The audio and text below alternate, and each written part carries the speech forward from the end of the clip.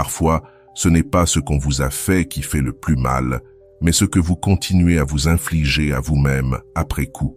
La manière dont vous rejouez la scène dans votre tête, les mots que vous vous répétez en silence, la façon dont vous avez avalé la colère ou la culpabilité comme si cela faisait partie de votre quotidien. Et pourtant, vous continuez à marcher, parce que c'est ce que vous faites. Vous avancez, même avec la plaie encore ouverte. Mais il arrive un moment dans la vie, et vous savez quand ou avancer ne suffit plus. Il faut s'arrêter, s'asseoir avec soi-même, se regarder sans échappatoire et se dire la vérité. Pas pour se blâmer, pas pour se condamner encore, mais pour enfin commencer à guérir. Car garder du ressentiment n'est pas de la justice, c'est porter un fardeau qui ne vous appartient pas. Chercher la vengeance n'est pas une réparation, c'est rester attaché à celui qui vous a déjà blessé. Et se taire sur tout n'est pas de la force, c'est la peur déguisée en maîtrise de soi.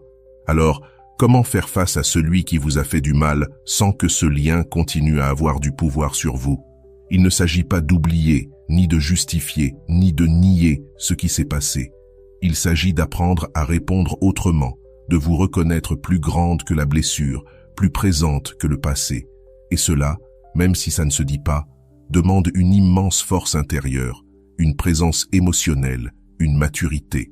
Cela demande d'apprendre à se relier à ce qui fait mal sans le laisser vous définir. Il n'existe pas de formule magique pour cela.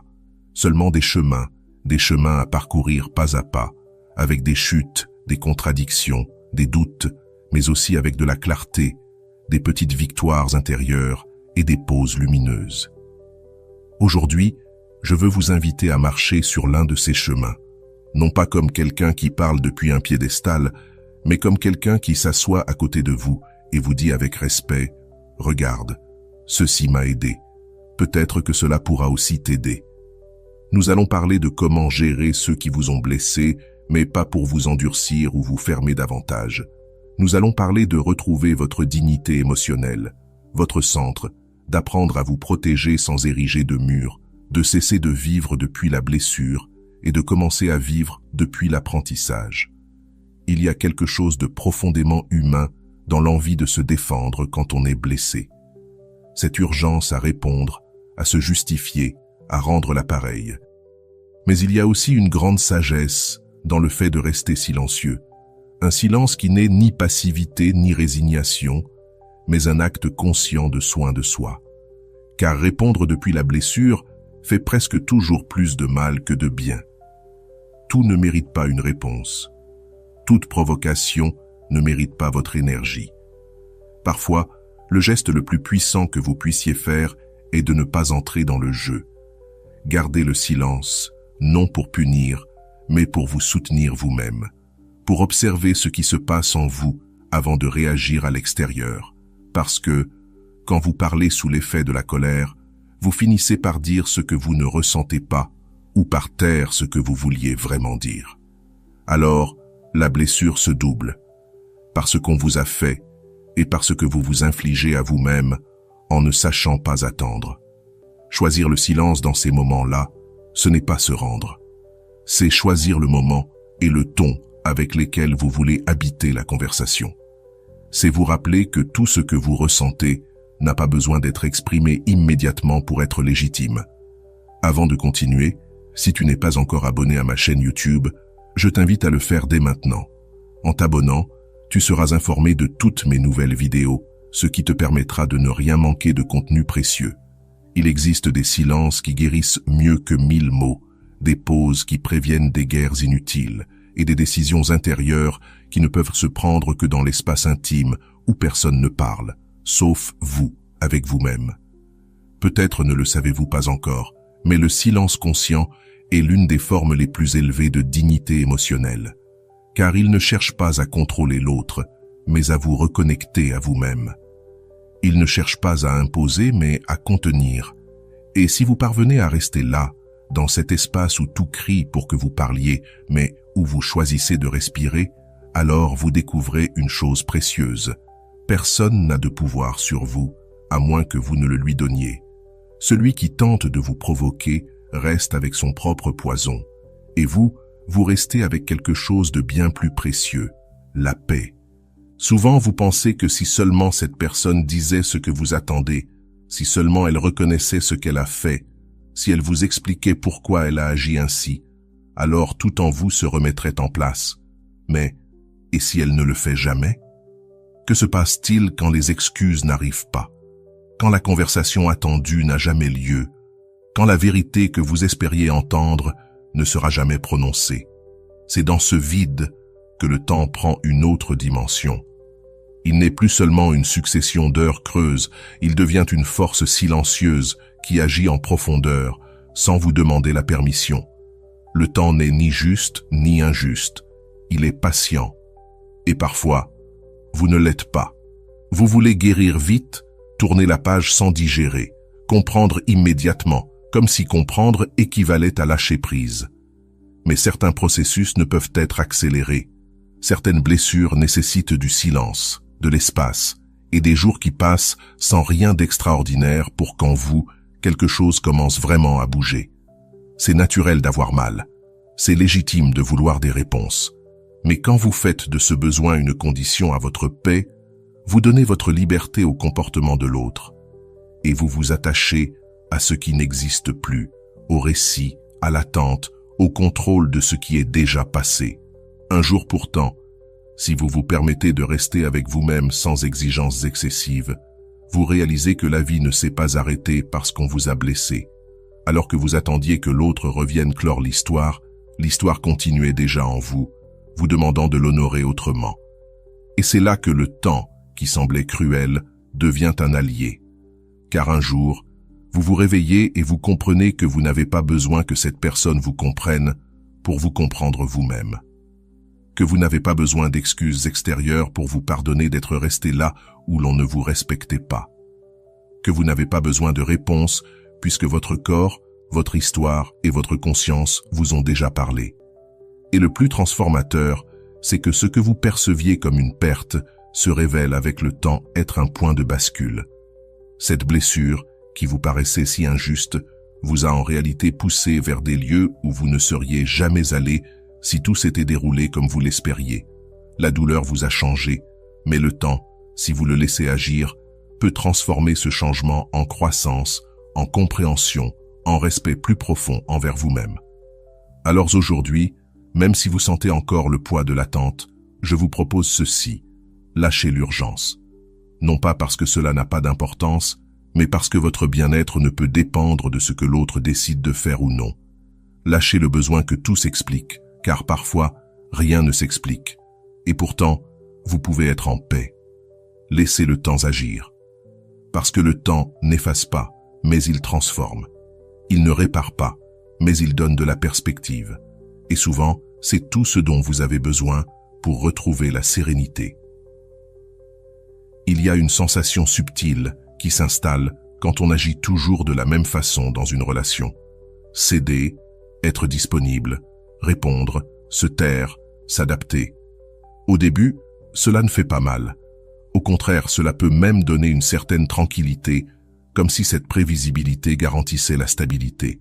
Mais avec le temps, quelque chose se brise à l'intérieur, parce que quand vous devenez prévisible émotionnellement, les autres finissent par considérer votre disponibilité non plus comme un choix, mais comme un acquis. Et cette petite distorsion change tout. Il ne s'agit pas de se retirer pour punir. Il s'agit de se demander si, dans cette routine affective, vous ne vous perdez pas vous-même. Car quand vous répondez toujours immédiatement, quand vous ne mettez jamais de pause, quand vous dites oui alors que vous vouliez dire non, l'autre cesse de vraiment vous voir.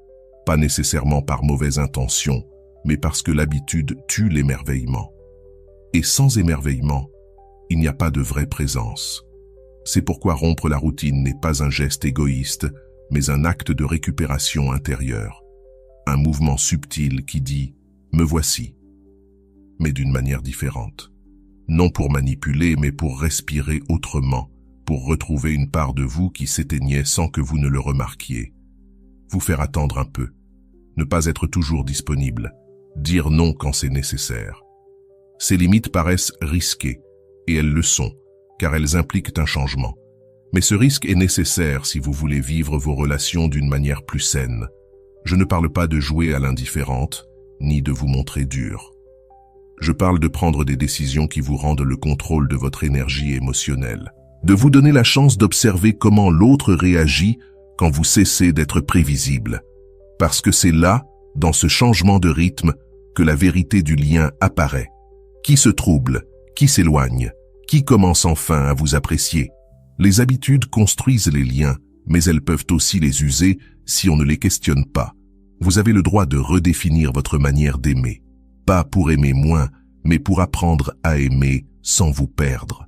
Alors demandez-vous aujourd'hui, quelle petite habitude émotionnelle pourriez-vous changer pour retrouver de votre vitalité? Quel geste pourriez-vous transformer? Non pour provoquer l'autre, mais pour vous inviter à rester éveillé dans vos relations. Parce qu'un jour, sans que vous vous en rendiez compte, vous avez tant donné que vous ne savez plus si l'on vous cherche par amour ou simplement par habitude. Il arrive que, lorsqu'on est toujours là, lorsqu'on répond toujours, lorsqu'on cède toujours, on finisse par se diluer. Et ce n'est pas parce que l'autre nous efface, mais parce qu'on cesse soi-même de marquer ses propres contours. Alors quelque chose se brise, subtilement, invisiblement, mais réellement. Il ne s'agit pas de disparaître, mais de se demander combien d'accès est-ce que je donne, et est-ce cohérent avec ce que je reçois? Parce que lorsque tu donnes tout sans mesure, lorsque tu t'offres sans pause, lorsque tu priorises même ceux qui ne prennent pas soin de toi, l'autre cesse de faire l'effort de te trouver. Il t'assume, il te présuppose, il te consomme, et au fond, tu le sais. Tu le sens dans ton corps, dans cette fatigue inexplicable, dans cette colère retenue, dans cette tristesse silencieuse qui s'accumule comme une humidité cachée. Changer le jeu n'est pas punir, c'est se rappeler, se repositionner, pas depuis la rage, mais depuis la lucidité. Car tu ne peux pas continuer à offrir ta présence à quelqu'un qui ne sait pas la soutenir. Tu ne peux pas continuer à insister là où il n'y a pas de réciprocité. Et surtout, tu ne peux pas continuer à mesurer ta valeur par le fait qu'on te cherche ou non, mais par le respect que tu t'accordes, même quand personne ne vient te chercher. Parfois, la seule manière pour que quelqu'un te voie, c'est de ne pas être toujours là. C'est de créer un espace, une absence significative, un vide qui oblige l'autre à remarquer ce qu'il avait pris pour acquis. Ce n'est pas de la vengeance, c'est de l'équilibre, c'est de la dignité, c'est de la maturité affective, parce que celui qui te valorise vraiment fera un pas vers toi, et celui qui ne le fait pas restera là où il était. Mais toi, tu n'y seras plus. Si aujourd'hui tu te sens oublié malgré ta présence, si tu sens que personne ne remarque ton dévouement, si tu as du mal à reconnaître ta propre valeur, alors peut-être est-il temps de reculer un peu, non pas pour fuir l'amour, mais pour revenir vers toi-même, afin que celui qui désire être là le fasse par choix et non par confort. Beaucoup passent leur vie à se justifier, à expliquer encore et encore pourquoi ils ressentent ce qu'ils ressentent, pourquoi ils font ce qu'ils font, pourquoi ils décident de prendre de la distance ou de poser des limites. Mais en vérité, tu ne le fais pas parce que tu le dois, tu le fais parce que tu crains d'être mal comprise. Tu crois que si l'autre ne comprend pas, alors ta décision n'a pas de valeur. Pourtant, il y a des moments où il n'est plus nécessaire d'expliquer quoi que ce soit. Parce que les mots, aussi clairs soient-ils, ne parviennent jamais à ceux qui ne veulent pas entendre. Et continuer à expliquer dans ce cas, c'est comme crier au vent, en espérant qu'il t'enlace. Il existe une dignité silencieuse qui apparaît quand tu choisis le silence. Pas le silence qui blesse, pas celui qui manipule, mais celui qui s'installe lorsque tu décides que ton énergie ne sera plus gaspillée à convaincre quelqu'un de ta vérité. Ce silence ne ferme pas les portes. Il protège simplement ce qu'il reste encore de toi. Car souvent, ce qui use le plus, ce n'est pas ce que tu as vécu, mais le nombre de fois où tu as essayé en vain de faire comprendre ton vécu à l'autre. Dans cette répétition, tu finis par te perdre, parce que ton énergie n'est plus dirigée vers ta guérison, mais vers la validation de l'autre.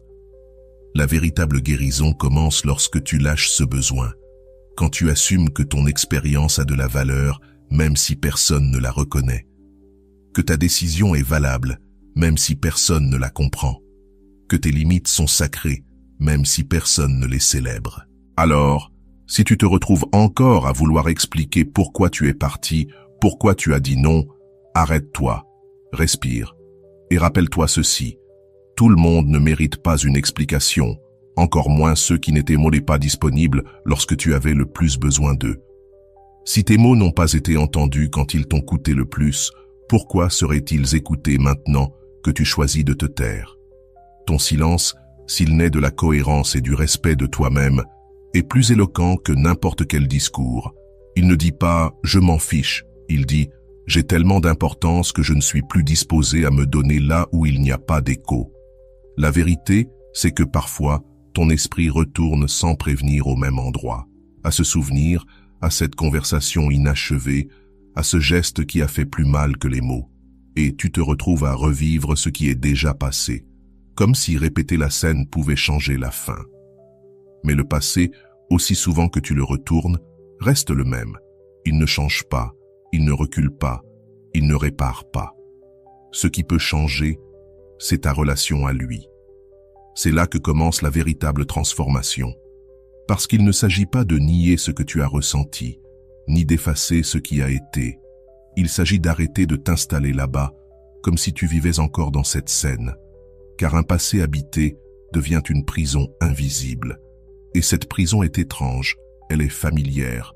Tu connais chaque recoin, tu sais comment elle fait mal, mais tu sais aussi qu'il n'y a rien de nouveau là-bas. Pas d'air frais, pas de présent. Et sans présent, il n'y a pas de vraie vie. C'est pourquoi il est vital de prendre conscience du nombre de fois où tu voyages vers le passé sans t'en rendre compte. Pas pour te souvenir, mais pour te juger, pour t'accuser, pour imaginer ce que tu aurais pu dire ou faire autrement. Mais à quoi bon? Peut-être qu'aujourd'hui est le moment d'arrêter de regarder en arrière à la recherche d'une autre version de ce qui fut. Non pas parce que ça n'a pas d'importance, mais parce que tu ne peux plus rien changer. Ce que tu peux changer, c'est ce que tu fais maintenant, avec ce qu'il reste, avec ce que tu as appris, avec ce qui résonne encore en toi comme une alarme. L'avenir ne se construit pas sur les ruines du passé, mais sur des décisions nouvelles, prises aujourd'hui, dans ta présence. Tu as le droit de dire « Oui, ça m'a blessé, mais je ne veux plus continuer à marcher avec cette plaie ouverte. » Parce que tu mérites de vivre une vie qui ne soit pas définie par ce qui t'a brisé, mais par ce que tu décides de construire à partir de là. Et cela commence en arrêtant de regarder en arrière comme s'il y avait encore quelque chose à trouver. Parce qu'il y a une forme de présence qui devient invisible quand elle est trop constante. Et il y a une forme d'absence qui, au contraire, finit par peser, non comme une punition, mais comme un contraste. Quand quelqu'un cesse d'être là où il était toujours, un vide se crée. Un silence qui dit plus que 1000 mots. Ce silence n'est pas froid ni manipulateur. Il est le rappel qu'une présence ne doit jamais être considérée comme acquise. Car lorsqu'on est toujours disponible, l'autre ne se demande plus pourquoi tu es là. Il t'assume. Et là où il y a certitude absolue, il y a aussi négligence. Pas par méchanceté, mais par habitude. Et l'habitude, quand elle n'est pas interrompue, endort. Voilà pourquoi parfois il faut se retirer un peu. Pas pour provoquer le manque, mais pour se donner de l'espace. Pour redevenir quelqu'un avec des limites, avec un rythme propre, avec du temps pour soi. Parce que si tu ne deviens pas inatteignable sur certains aspects, ta présence perd de sa valeur. Non pas à cause de qui tu es, mais parce qu'il n'y a plus de différence entre ton don et ton absence. Alors non, il ne s'agit pas de devenir inaccessible. Il s'agit de choisir consciemment où tu es, pourquoi tu y es et jusqu'à quand. Il s'agit d'arrêter de vivre uniquement pour l'autre et de commencer à vivre aussi pour toi. Car plus ta vie est riche, plus tu es occupé à construire ton bien-être, tes projets, ta paix, moins tu dépends des réactions des autres. Et c'est là que commence le vrai changement. Quand tu n'as plus besoin qu'on vienne te chercher, parce que tu n'attends plus, tu vis. Alors, les liens se réorganisent. Certains s'éloignent, d'autres s'étonnent. Et quelques-uns, les vrais, font l'effort de revenir. Mais cette fois, pas par habitude, par choix. Parce qu'une présence précieuse, une présence choisie, est une invitation au respect, à l'attention, à l'intérêt sincère. Et ce regard-là, on ne l'obtient que lorsqu'on a appris à se retirer à temps. Parfois, il ne reste rien à dire, pas parce qu'il n'y a rien à exprimer, mais parce que tout ce qu'il fallait montrer l'a déjà été. Et si l'autre n'a pas voulu voir, insister n'est plus communication, c'est de l'usure. Et dans ces moments, la chose la plus aimante que tu puisses faire pour toi, c'est de t'éloigner. Pas depuis la colère, mais depuis la dignité. Pas pour punir, mais pour te protéger. Parce que certaines personnes n'apprennent pas quand tu expliques, n'écoutent pas quand tu parles, ne comprennent pas quand tu corriges. Mais elles sentent, oui, quand tu n'es plus là, quand ta présence, qui était constante, chaleureuse, confiante, se retire. Ce n'est pas avec fracas, ni avec scandale qu'une femme se retire, mais simplement en se mettant de côté. Et ce vide commence à montrer quelque chose qu'aucune conversation n'avait réussi à révéler auparavant. La conséquence réelle de ne pas avoir pris soin de ce qu'on avait. C'est difficile d'arriver à ce point, car tout en elle veut encore insister un peu, chercher une autre manière de dire les choses, donner une dernière chance. Mais il faut comprendre que si l'autre n'a pas changé, ce n'est pas toujours par manque de clarté. Parfois, c'est par manque de volonté, par absence d'empathie, ou simplement parce que cela ne lui faisait pas mal comme cela vous faisait mal. C'est pour cela que lorsqu'une femme décide de partir, lorsqu'elle choisit de se mettre de côté, ce n'est pas une fuite. C'est une décision mûre. C'est la reconnaissance qu'elle ne peut plus continuer à investir son énergie là où il n'y a pas d'écho. Elle se dit à elle-même « Je ne peux pas obliger quelqu'un à me valoriser, mais je peux choisir de ne pas continuer à saigner là où je ne suis pas respectée. » Ce geste, même silencieux, parle fort, parce que celui qui n'a pas compris votre douleur dans votre présence, parfois, doit ressentir votre absence pour commencer à voir autrement. Il n'y a pas de garantie qu'il le fasse, mais cela n'est plus de votre responsabilité. L'important, c'est que vous ne restiez pas dans un endroit qui ne vous convient plus, en espérant qu'un jour, comme par magie, tout change. S'éloigner peut être la leçon la plus profonde que vous laissez, non pas par orgueil, mais par respect de vous-même, parce qu'il arrive que l'autre n'ait plus d'autre choix que d'apprendre par votre absence ce qu'il n'a pas voulu apprendre pendant votre présence. L'une des grandes illusions de la douleur, c'est de vous faire croire que ce que vous ressentez aujourd'hui durera pour toujours. Que cette tristesse, cette déception, cette sensation de vide sont permanentes. Et lorsque vous entrez dans cet état, le monde se rétrécit, vous perdez la perspective. Il devient difficile d'imaginer un futur différent. Et pourtant, l'histoire de la vie montre qu'elle a une capacité surprenante de transformation. Ce qui aujourd'hui vous pèse peut demain devenir votre force. Aucune blessure travaillée en profondeur ne reste ouverte pour toujours. Bien sûr, ce n'est ni immédiat, ni facile, ni sans contradiction. Parfois, c'est même frustrant, car vous avez l'impression d'avancer de 2 pas et de reculer de 3. Mais cela aussi fait partie du processus. Guérir n'est pas une ligne droite, c'est un chemin qui monte et descend, qui parfois s'arrête, parfois s'accélère, et qui vous ramène toujours à vous-même d'une manière plus authentique. Car l'objectif n'est pas seulement de cesser de souffrir. Le véritable but est de revenir à une vie pleine de sens. C'est pouvoir regarder en arrière sans que la poitrine ne se serre. C'est se souvenir sans rester prisonnière.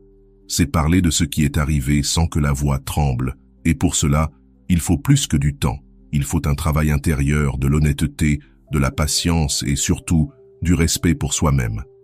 Respecter son propre rythme, sa manière unique d'élaborer ses deuils, ses pertes et ses choix difficiles.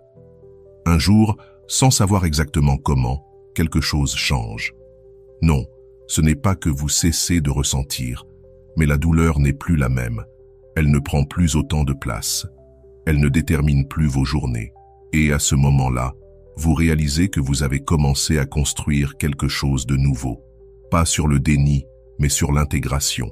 Sur la reconnaissance que cette blessure a fait partie de votre histoire, mais qu'elle n'est pas toute votre identité. La vie continue. Non pas parce que le monde est indifférent, mais parce que vous aussi avez décidé de continuer. Vous avez décidé de ne pas rester au même endroit émotionnel. Vous avez choisi de miser sur quelque chose au-delà de la douleur. et cette décision silencieuse, constante et mature commence à tout transformer. Il naît une force immense lorsque vous cessez d'attendre quelque chose de l'autre et que vous commencez à vous concentrer sur vous-même. Non comme une fuite, ni comme une défense, mais comme une façon de revenir à votre centre. Parce qu'après une déception ou une douleur, on se sent souvent désordonné à l'intérieur, déconnecté de ce qui faisait vibrer. Et inconsciemment, on continue à tourner autour du souvenir, du manque, de ce qui n'a pas été.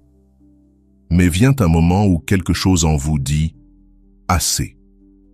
Pas avec colère, pas avec drame, mais avec une nouvelle clarté, avec une paix que vous n'aviez jamais connue. Alors, au lieu d'attendre que l'autre remarque votre absence, vous commencez à prendre soin de votre présence. Vous vous demandez « Comment vais-je avec moi-même ? Comment est-ce que je me parle ? Quelles choses me font du bien ? Quel lieu, quelle personne me redonne de la joie, sans condition ?» Et là, quelque chose de puissant se produit. Vous devenez un peu inatteignable, non pas parce que vous vous enfermez, mais parce que vous cessez d'être disponible pour ce qui ne vous nourrit plus.